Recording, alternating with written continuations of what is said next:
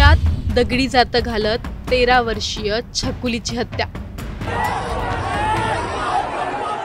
छकुली सोबत नेमकं झालं काय? साताऱ्यातील हत्येमागचं भीषण सत्य। 13 वर्षीय छकुलीच्या डोक्यात जातं घालून तिची क्रूरपणे हत्या करण्यात आली।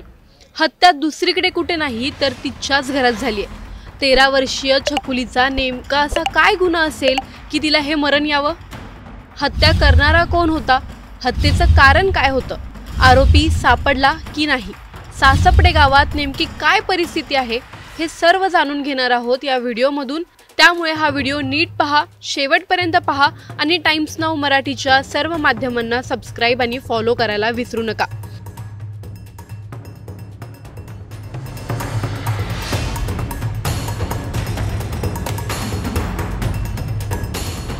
सर्वप्रथम ही दृश्य पहा। घराचे काढले जाणारे हे पत्रे, हा गावकऱ्यांचा जमाव आणि त्यांच्यात असलेला हा रोष आहे त्या आरोपीबद्दल आणि हे पत्रे आहेत आरोपीच्या घराचे। 13 वर्षीय छकुलीला न्याय मिळावा म्हणून गावकरी रस्त्यावर उतरतात। आरोपीला कठोर शिक्षा व्हावी हीच त्यांची मागणी आहे। नराधमाच्या कृत्याबद्दल डोक्यात राग आणि छकुलीसाठी सर्वच गावकऱ्यांच्या डोळ्यात आज पाणी आहे। आता मूळ मुद्द्यावर येऊयात की छकुली सोबत नेमकं काय झालं, आरोपी कोण होता आणि घटनेचा पॅटर्न काय आहे। ही घटना आहे 10 ऑक्टोबरची। शाळेचे पेपर संपल्यानंतर ती दुपारी 2:30च्या सुमारास शेडमध्ये झोपलेल्या वडिलांकडून घराची चावी घेऊन घरी गेली। घर शाळेच्या अगदी जवळच होतं। सायंकाळी 5च्या सुमारास तिचा भाऊ घरी आला तेव्हा घराचा दरवाजा उघडा होता, पण छकुली कुठेच दिसत नव्हती। त्याने ही गोष्ट वडिलांना सांगितली आणि दोघे घरी परतले। घरात शिरताच त्यांना काळीज चिरणारं दृश्य दिसलं। छकुली घरात फरशीवर रक्तात माखलेली होती। तिच्या डोक्यावर आणि तोंडावर गंभीर मार लागलेला होता। वडिलांनी तिला तातडीने उपचारासाठी नेलं, पण डॉक्टरांनी तिला मृत घोषित केलं होतं। हॉस्पिटलमध्ये छकुलीच्या मृतदेहाचा पोस्टमॉर्टम सुरू होता आणि सासपडे गावात संतापाची लाट। छकुली सोबत नेमकं काय झालं असेल?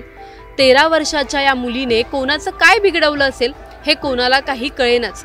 भर दुपारी हे कृत्य कसं काय घडलं असे अनेक प्रश्न गावकऱ्यांच्या मनात आणि पोलिसांच्या तपासात होते। बोरगाव पोलिसांनी त्यांची सूत्र हलवली आणि त्यांच्या संशयाची सुई राहुल यादव नावाच्या व्यक्तीवर येऊन थांबली।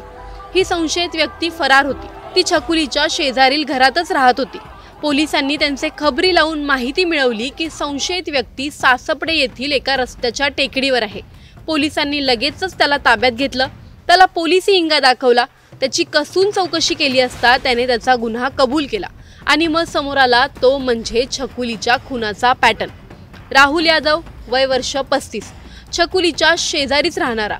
तेथील स्थानिक पत्रकारांच्या माहितीनुसार राहुलला दारूचा नाद होता। त्याच्या या व्यसनामुळे त्याची पत्नी देखील त्याच्यासोबत राहत नव्हती। वडील वडाप गाडी चालवतात तर आईला पॅरालिसिस झाला आहे। छकुलीच्या घरा शेजारीच राहत असल्याने त्याने दुपारची वेळ पाहिली।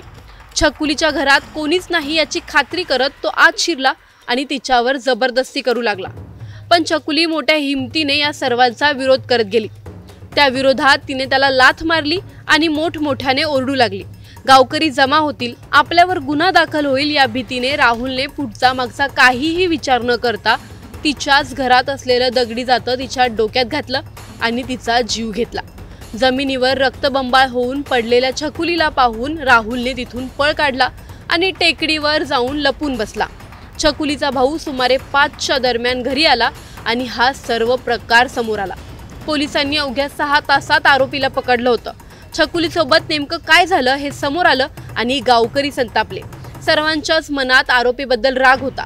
तरुणीचा मृतदेह 11 तारखेला तिच्या गावात आणला, घराबाहेर ठेवला।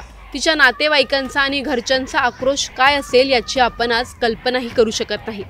छकुलीची काहीही चूक नसताना तिने तिचा जीव गमावला याचा संताप मनात ठेवत गावकरी शेजारील राहुलच्या घरात शिरले, सामान रस्त्यावर फेकलं आणि त्याच्या घराचे पत्रे काढून फेकले। पोलिसांनी मोठ्या मेहनतीने गावकऱ्यांना शांत केलं आणि आरोपीला कठोर शिक्षा होईल अशी हमी दिली। गावकऱ्यांचं म्हणणं होतं की आरोपीला आमच्या ताब्यात द्या। गावकऱ्यांचा रोष प्रचंड वाढला होता, कारण याआधी देखील अल्पवयीन मुलीवर त्याने अत्याचाराचा प्रयत्न केला होता अशी माहिती गावातील लोकांनीच पोलिसांना दिली।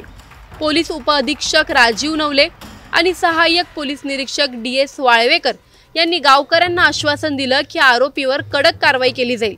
गावकऱ्यांच्या सहकार्याने शेवटी छकुलीचा अंत्यविधी करण्यात आला।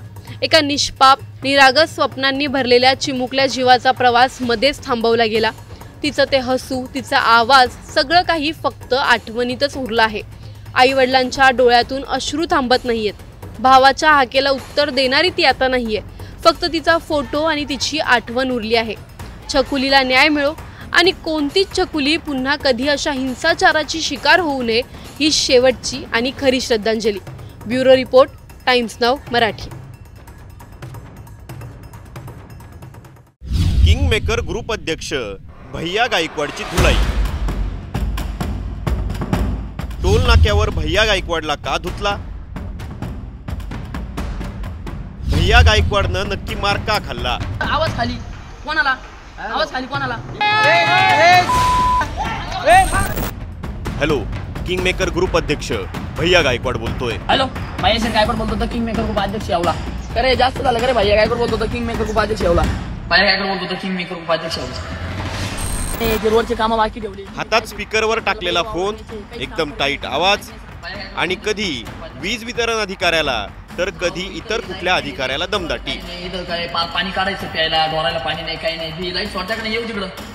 प्रश्न लोकांचे असतात, बऱ्याचदा योग्यही असतात, पण भैया गायकवाडची ही भाषा इंस्टाग्रामवर चांगलीच फेमस झाली आहे। काही होणार नाही, स्वतः भैया गायकवाडला करावं लागतं। तुम्ही करणार नाही सांगा, मी येऊ तिकडं। हॅलो, किंगमेकर अध्यक्ष भैया गायकवाड बोलतोय। भैया गायकवाड बोलतो तर किंगमेकर ग्रुप अध्यक्ष यावला। येवल्याचा हा मुलगा अंगकाठीनं अगदी बारीक, पण कुठेही हिम्मत करायची सवय आणि त्यांचे व्हिडिओ बनवून फेमस व्हायचा नाद। चालणार नाही आपल्याला, डायरेक्ट ओरिजिनल जे करायचं स्वतःच करा, लोकांची कॉपी करून माणूस पुढे जात नाही। हा, पण हीच भाषा जेव्हा सगळ्याच ठिकाणी वापरली जाते तेव्हा काय होतं हे पहा। इथं टाईप मारली ती पुढे जाईल, इथं आवाज खाली कोणाला? आवाज खाली कोणाला? 10,000च्या पगार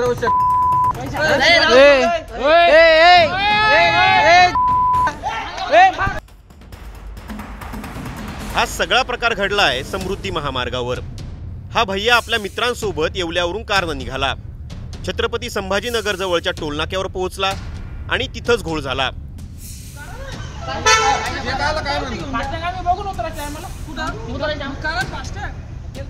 या पठ्ठ्याच्या कारला असलेला फास्टॅग स्कॅन झालाच नाही, म्हणून टोल चालकांनी गाडी अडवली। मग काय, आपल्या कार्यकर्त्यांसोबत किंगमेकर ग्रुपचा अध्यक्षही खाली उतरला आणि वाद सुरू झाला।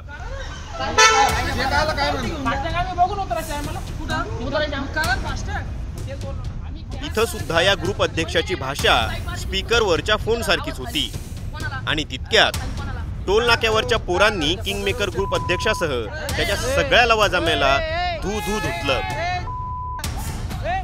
बरं, मार खाल्ल्यानंतर थांबेल तो भैया कसा?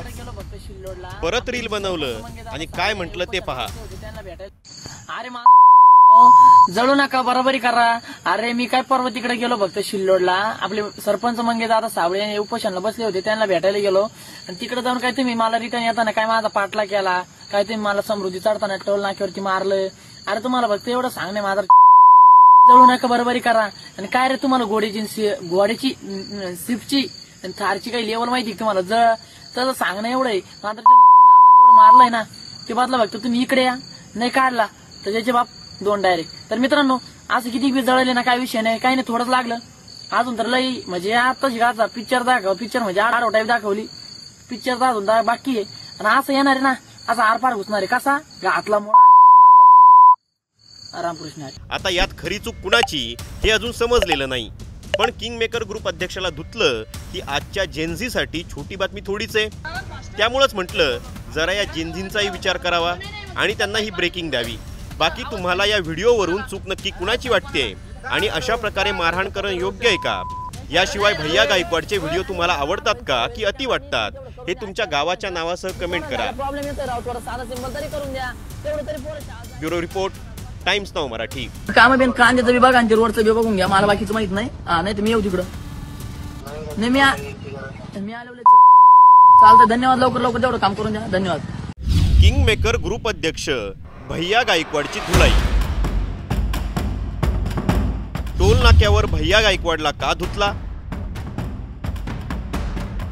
भैया गायकवाडनं नक्की मार का खाल्ला? आवाज खाली कोणाला? आवाज खाली कोणाला? हॅलो, किंग मेकर ग्रुप अध्यक्ष भैया गायकवाड बोलतोय. हॅलो, महेश गायकवाड बोलतो होता, किंग मेकर ग्रुप अध्यक्ष येवला. अरे जास्त झालं करे. भैया गायकवाड बोलतो होता, किंग मेकर ग्रुप अध्यक्ष येवला. भैया गायकवाड बोलतो होता, किंग मेकर ग्रुप अध्यक्ष येवला. ते रोडचे कामं बाकी ठेवली. हातात स्पीकरवर टाकलेला फोन, एकदम टाईट आवाज आणि कधी वीज वितरण अधिकाऱ्याला तर कधी इतर कुठल्या अधिकाऱ्याला दमदाटी. इथं काय पाणी काढायचं प्यायला, ढोरायला पाणी नाही, काही नाही. लाईट सोडताकडे येऊ तिकडं. प्रश्न लोकांचे असतात, कधी बऱ्याचदा योग्यही असतात. पण भैया गायकवाडची ही भाषा इंस्टाग्रामवर चांगलीच फेमस झालीय. काही होणार नाही. स्वतः भैया गायकवाडला करावं लागलं. तुम्ही करणार नाही सांगण्यात मी येऊ तिकडं. हॅलो, किंग मेकर अध्यक्ष भैया गायकवाड बोलतोय. भैया गायकवाड बोलतो होता, किंग मेकर ग्रुप अध्यक्ष येवला. येवल्याचा हा मुलगा अंगकाठीनं अगदी बारीक, पण कुठंही हिम्मत करायची सवय आणि त्यांचे व्हिडिओ बनवून फेमस व्हायचा नाद. चालणार नाही आपल्याला. डायरेक्ट ओरिजिनल जे करायचं स्वतःच करा. लोकांची कॉपी करून माणूस पुढे जात नाही. हा, पण हीच भाषा जेव्हा सगळ्याच ठिकाणी वापरली जाते तेव्हा काय होतं हे पहा. तिथं साईड मारली ती पुढे जाईल. तिथं आवाज खाली कोणाला? आवाज खाली कोणाला? 10,000च्या पगार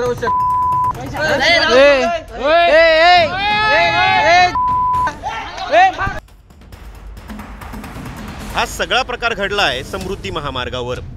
हा भैया आपल्या मित्रांसोबत येवल्यावरून कारनं निघाला. छत्रपती संभाजीनगर जवळच्या टोलनाक्यावर पोहोचला आणि तिथंच घोळ झाला.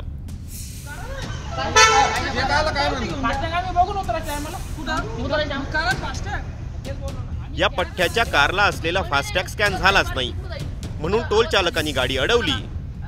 मग काय, आपल्या कार्यकर्त्यांसोबत किंग मेकर ग्रुपचा अध्यक्षही खाली उतरला आणि वाद सुरू झाला.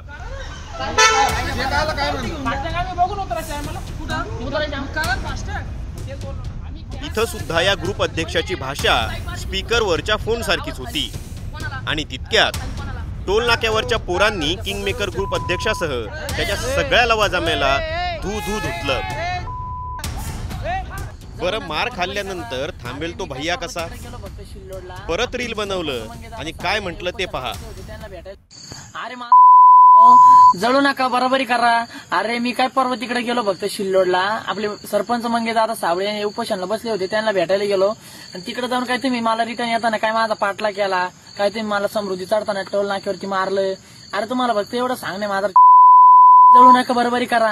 आणि काय रे तुम्हाला घोड्याची स्विफ्टची आणि थारची काही लेवल माहिती तुम्हाला? जळ सांगणं एवढं आहे. मात्र आम्हाला जेवढं मारलंय ना ते बदला बघतो. तुम्ही इकडे या, नाही काढला तर त्याचे बाप दोन डायरेक्ट. तर मित्रांनो, असं किती बी जळले ना, काय विषय नाही, काही नाही, थोडंच लागलं. अजून तर लई म्हणजे आता शिकायचा पिक्चर पिक्चर म्हणजे आठ टाईप दाखवली. पिक्चर अजून बाकी आहे. आणि असं येणार आहे ना, असा आरपार घुसणार आहे. कसा घातला मोळा रामकृष्ण. आता यात खरी चूक कुणाची हे अजून समजलेलं नाही. पण किंग मेकर ग्रुप अध्यक्षाला धुतलं ही आजच्या जेनझीसाठी छोटी बातमी थोडीच आहे. त्यामुळंच म्हटलं जरा या जेनझींचाही विचार करावा आणि त्यांना ही ब्रेकिंग द्यावी. बाकी तुम्हाला या व्हिडिओवरून चूक नक्की कुणाची वाटते आणि अशा प्रकारे मारहाण करणं योग्य आहे का?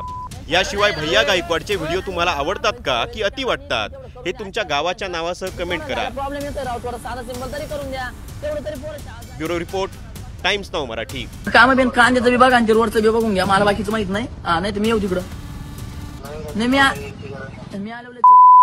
चालतं, धन्यवाद. लवकर तेवढं काम करून द्या. धन्यवाद.